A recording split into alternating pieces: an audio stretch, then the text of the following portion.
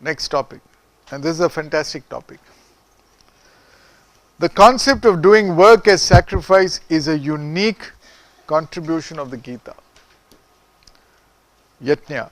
Recognizing that the practice of desireless action, Nishkaama karma, as difficult for most people entrapped by lower nature, the Gita shows a simple and profound way out.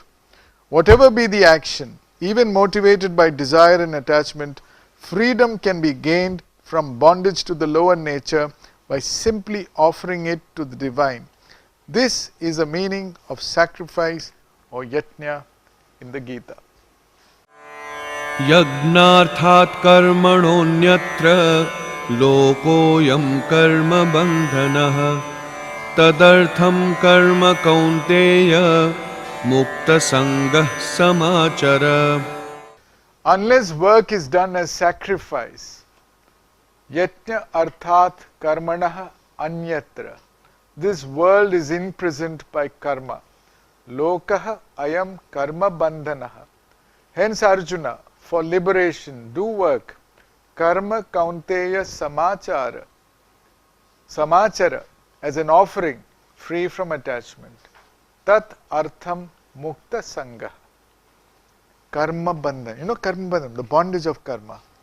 The liberation comes mukta sangha, when you are detached and when you offer it. So offering. Tell me, what's your understanding of sacrifice? Is it a good word or a bad word? Good. Okay. What do you normally sacrifice? When did you last sacrifice? May have done, you're not sure. Okay. When? Vrat. Fasting. Fasting is your sacrifice. Okay, what did you sacrifice there? Food. One time. Okay. Okay, so that is our understanding of sacrifice. Anybody has some other idea of sacrifice? Tell me. Yeah. One at a time. Yeah. Selflessness. Giving up. Giving up what? Give an example. He said when he fasted. That too once upon a time. When did you last sacrifice? If there is an exam the next day and someone is like not really able to understand a concept and you are done with your preparation, you want to sleep, but you really want to help him out and Wow, good. yeah, So sacrifice an hour of sleep. You sacrifice an hour of sleep to help somebody in need. Wow, that's good sacrifice. Yeah. Good for others, bad for you. Bad for you? Why is it bad for you? Like he said, I sacrifice my sleep for my daughter, No, but so it's good for her, bad for me. I don't get it. No, why do you see? This is so. That's how we normally understand sacrifice. It's bad, but did you not feel good? I felt good, felt very good. Did you not feel good when you helped your daughter? Is it your daughter or somebody else's daughter? Did you feel good fasting? Don't remember. Once upon a time, huh? You felt hungry. I don't know if you've felt it. Whenever you have a desire, and just for fun, just to practice the teachings of the Gita, titiksha, you said, no, I am not going to succumb to that desire. And you succeeded. Did you not feel strong after that? Did it not make you feel better, stronger? Yes or no? That's all we are saying. It's a training. You could have succumbed. You could have copied the assignment. It was available for you to copy. But you chose consciously not to for your own sake. And you learnt this. Don't you feel better? So apparently you have lost something. In the self-awareness course, remember that story about that lady giving the seat for somebody to take that seat. You feel better. So apparently you lose something, but you gain something much bigger. The divine teacher tells Arjuna that such an attitude to work, treated as worship, brings freedom from attachment, mukta sangha, and from the binding consequences of acts, karma bandhana, that would otherwise manifest in accordance with the law of karma. So freedom from the law of karma also comes when you can do your work as a yajna. So what is yajna? So the Gita brings this profoundly different understanding of yajna. Yajna in our tradition was some offering done in public for the well-being of the community, maybe to bring rain or whatever. It's not a self-centered thing, it's for well-being of others.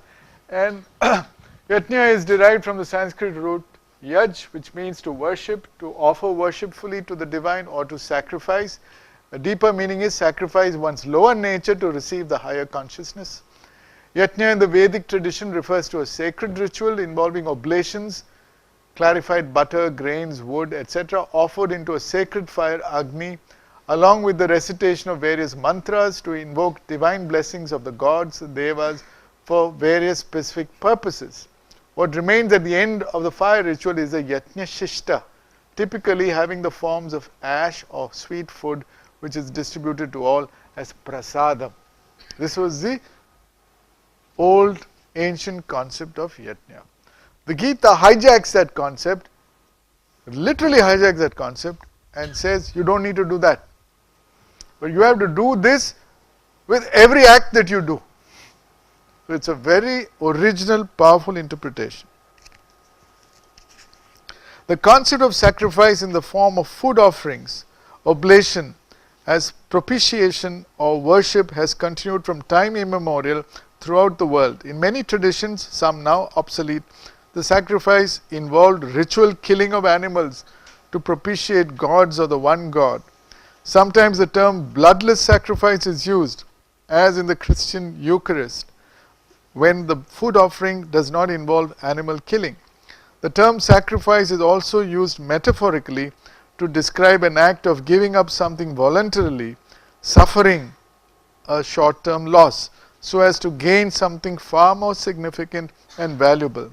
We do this commonly in a game of chess, from which the term sacrificial pawn has emerged. Do you remember the chota fellows you sacrifice so that you can capture the queen?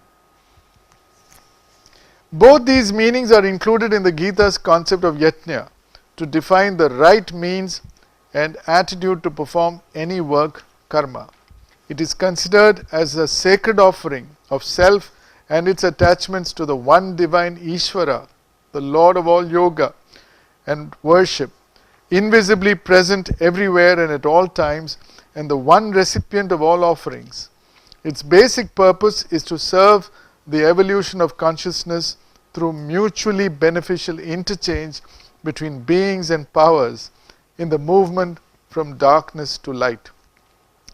For the human being, yajna broadly means sacrificing the lower nature in order to access the higher divine nature. This letting go is not easy and not without suffering, for there are parts in our being that are more aligned to darkness than to light. Consecration of work. The Gita's originality lies in applying the basic concept of yajna to any action. We all know from experience that any action done with attention and care immediately lifts up its quality. Isn't it true? Any action, including the action of saying hello, when you really say it with sincerity, it lifts up the quality of what you're doing. Any action. You could be brushing your teeth, but if you brush your teeth mindfully, it improves the quality of what you do. If you are washing clothes, if you do it with care, it improves the quality. So anything done with attention, kindness and care will immediately lift up the very quality of that action. And this applies to every action. There is no discrimination here. Even the simple act of eating food gets elevated when we pause to taste the food more fully, acknowledging gratefully the contributions of all those who created the food preparation. We miss this experience when we simply gobble the food, our minds engage with something else. That's how we normally eat. See, let's say whatever you eat, you chew carefully and soak in joyfully the juice and chew, eat slowly. It makes a huge difference. Yes or no? Similarly, when you have a bath, when you are under the shower, when you feel the tingling of the cold water on your skin, and you lather yourself with the soap, soaking in everything, it improves. First of all, you become a cleaner person, but you also enjoy it. The quality of what you do gets enriched because you do it mindfully. You don't do it. See, we are not there when we do it normally. We are thinking of something, we are in a hurry. We miss out on these little things in life which really mean so much. Now you do the same thing as an offering to the divine. We miss this experience when we simply gobble the food, our minds engage with something else. When work is done as a yajna, we not only keep our minds attentively focused on the work at hand, we also purify it by invoking and offering its fruit to the divine to whom it belongs anyway. Thereby it becomes easier to let go. We feel ennobled and blessed when we do this as a conscious offering. We do this as often as possible by remembering to consecrate our actions and to partake of the fruits, whatever they be, as yajna shishta. So, you're making it into a divine ritual. The action obviously must be the best we can do. See, when you offer something to someone you really care, will you offer something which is, half done, half baked? No, you have to do your best. No? You don't want to do something that's short of that. So that itself uplifts the quality of what you do.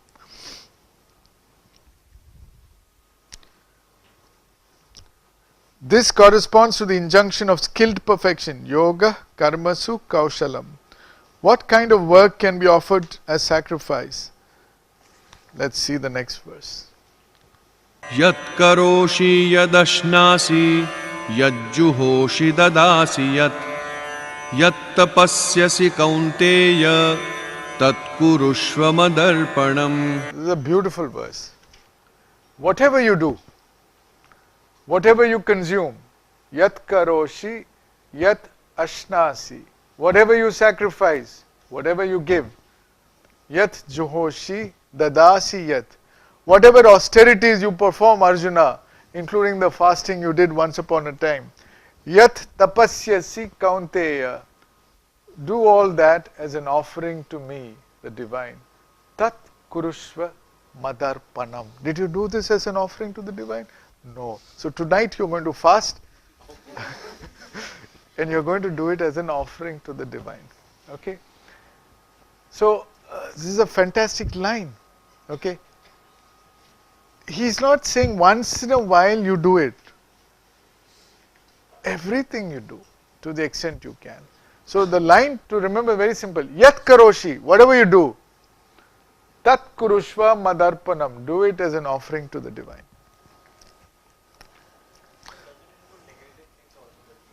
You can't do negative things, no? That's the whole point. The very fact that you say, will you offer the negative thing to the divine? Then how, you understand, you're functioning through here. You have to start functioning through here. We are always calculating, calibrating, arguing, defending, using the buddhi, which is at the mercy of the horses which are being pulled by the vishayas outside. That's how all these arguments come. But if you are soul-centered, you won't even raise this question. You simply can't do.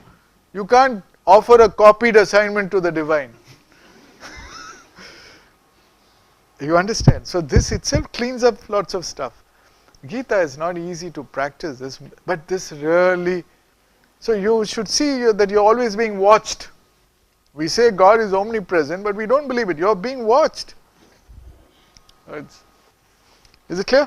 No doubts? So you'll find you already know all the answers, but you're simply asking. Okay? Whatever you do, do as an offering to me. This can be life-changing. Yat karoshi tat kurushva madarpanam is a simple advice of the Purushottama to us all, worthy of continual remembrance. You can cut it out and paste it on your table. Work generally involves interactions between the individual self and the outside world, and this implies either receiving or taking from the world or giving to the world. Both giving and taking can be translated into offerings.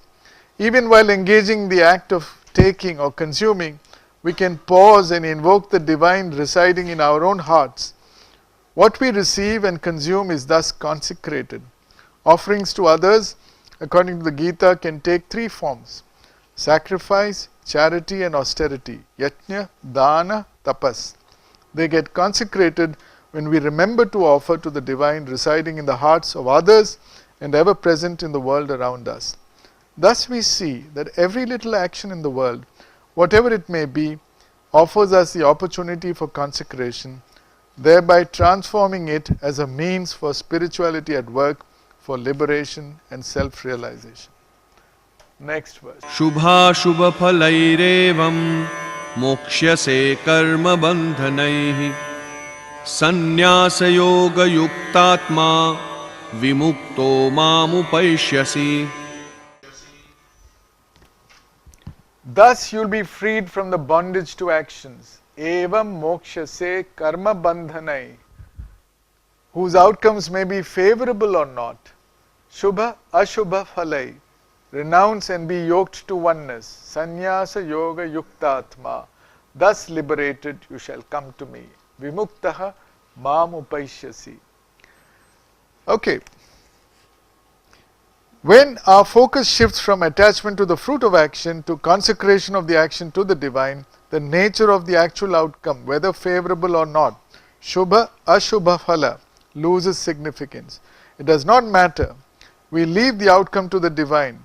This then becomes an act of renunciation, of attachment to action's fruit, sannyasa. So you see how beautifully the Gita is unfolding. First, it gives you this difficult topic of giving up the fruit of action. And you say, how is it possible?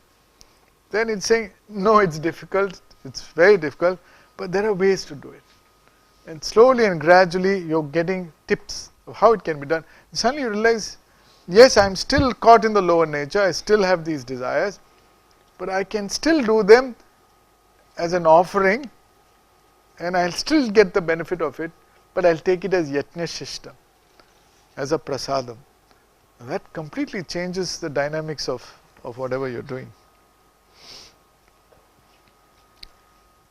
It also leads to yoking or union with the one divine, yoga. This paves the way to liberation and the final objective of human existence, union with the divine. Such consecration also ensures freedom from bondage to actions, karma bandhana. Next topic is offering with devotion, bhakti.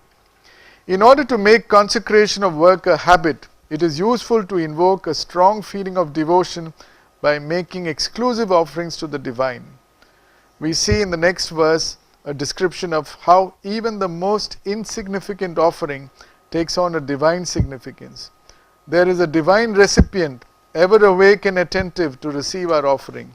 It becomes a means for the descent of divine grace into the being of the devotee. Before I show you this verse, I am now suggesting you can improve your meditation breathing practice by offering it as a yajna to the divine.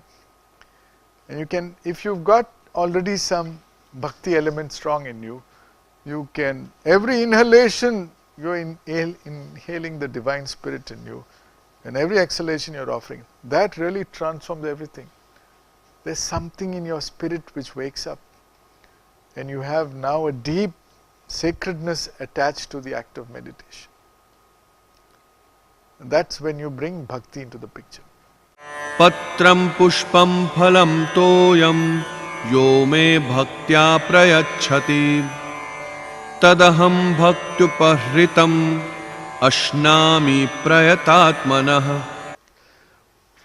Whoever offers me with devotion, yaha me bhaktya prayachati, even a leaf, a flower, a fruit or water, small things. Patram pushpam phalam toyam, very famous line. I accept it from that pure-hearted soul. tat aham ashnami prayata atmanah, when it is offered with sincere devotion. Bhakti upahritam. So key words here are patram pushpam phalam toyam, which means even the smallest things, trivial things, they carry a lot of weight, provided it is offered with sincere devotion. Bhaktya upahritam.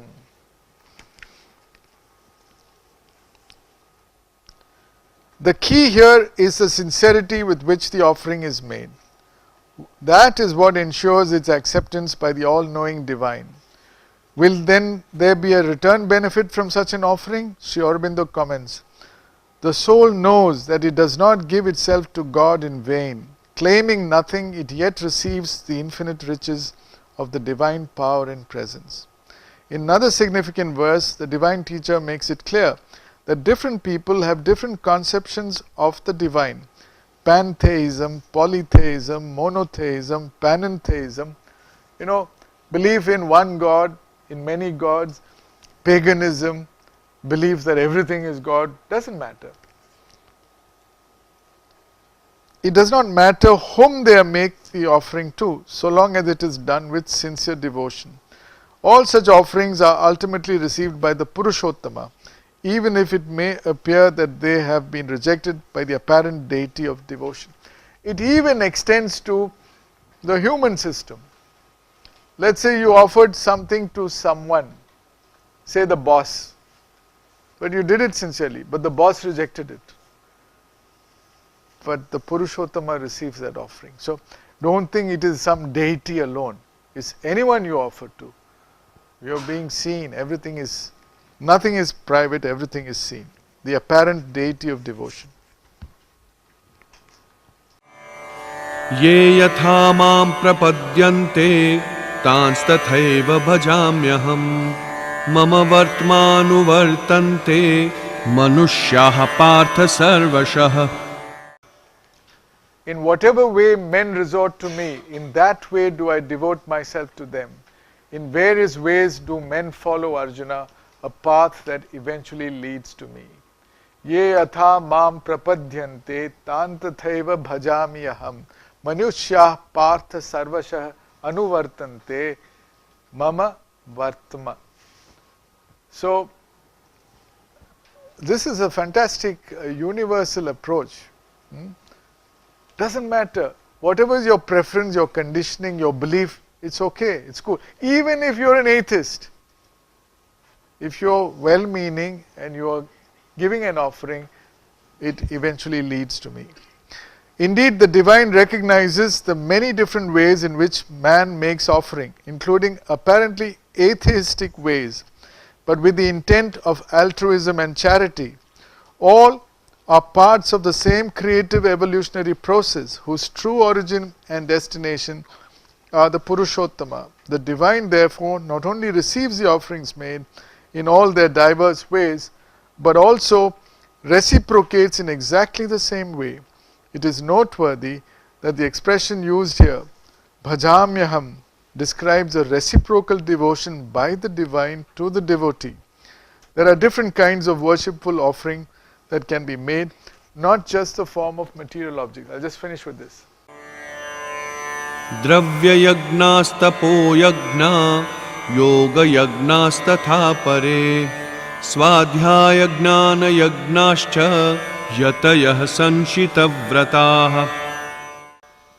For some, sacrifices may take material form, apare dravya yatnyaha, or the form of austerities or yoga practices, tapah yatnya, yoga yatnya tata, or scriptural study and knowledge sharing, swadhyaya jnana yatnyaha, cha, made by diligent aspirants with strict vows, yatayah samshita vrata.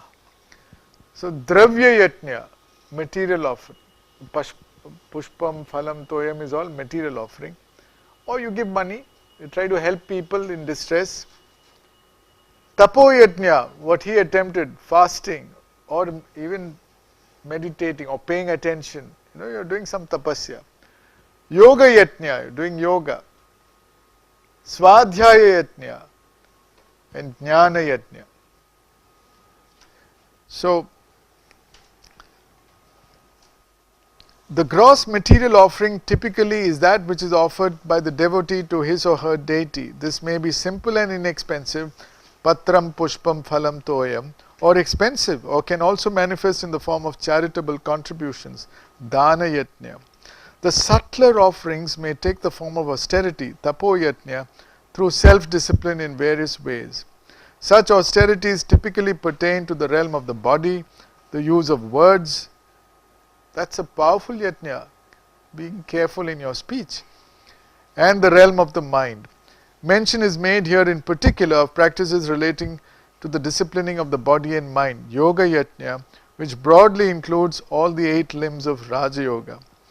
Indeed, all these practices have a single aim, self-mastery and freedom from the lower nature, leading to ego transcendence and absorption with the one divine self. Another form of yajna cited is Swadhyaya Jnana Yajna, which implies scriptural study motivated primarily by self-learning and reading, Swadhyaya, which is what you're doing with this. You're reading it, and this is just an introduction. So, rest of it you're reading on your own. As also offering of knowledge acquired and assimilated, Jnana Yajna, by sharing it with others who are deserving and aspiring for such learning. So, even the Gita itself, sharing this to those who are really interested, is called Gita Jnana Yajna.